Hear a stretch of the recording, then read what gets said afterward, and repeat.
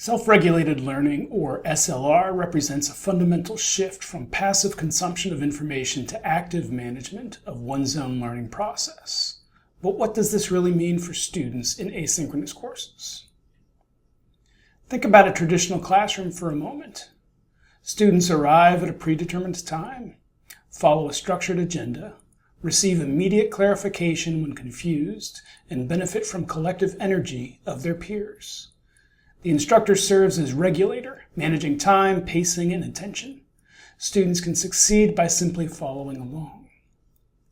Asynchronous learning eliminates most of these external supports. In an asynchronous course, students must decide when to study, how long to spend on each activity, and, in most instances, whether they've understood the material well enough to move forward. They must recognize when they're confused and actively seek help, rather than waiting for clarification. They must maintain motivation without the social energy of a classroom. This is where self-regulated learning becomes essential. SLR involves three interconnected components: metacognition, motivation, and strategic action. Metacognition is thinking about thinking, students' awareness of their own learning processes, strengths, and challenges.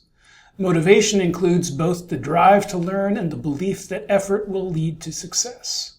Strategic action involves the specific techniques students use to manage their learning environment, time, and study approaches. Research consistently shows that students with strong self-regulation skills outperform their peers, particularly in online environments. They're more likely to complete courses, achieve higher grades, and report greater satisfaction with their learning experience. Conversely, students who lack these skills often struggle with the autonomy that asynchronous learning requires. Here's the crucial insight for instructors. Self-regulation isn't an innate trait, it's a learnable set of skills. Many college students, even academically successful ones, have never explicitly learned how to regulate their own learning because traditional educational structures have done much of this work for them. The absence of external structure in asynchronous courses can initially feel overwhelming, but it also presents an opportunity. When we intentionally teach and support self-regulation skills within our course design, we're not just helping students succeed in our classes, we're preparing them for lifelong learning in an increasingly self-directed world. Consider how different asynchronous learning feels from a student's perspective.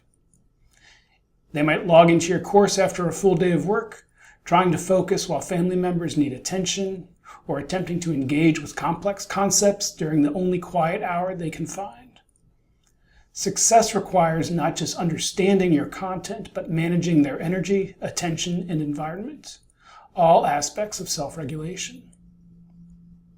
The good news is that students can develop these skills with appropriate support and practice. In the following videos, we'll explore specific strategies for building self-regulation into your asynchronous course design.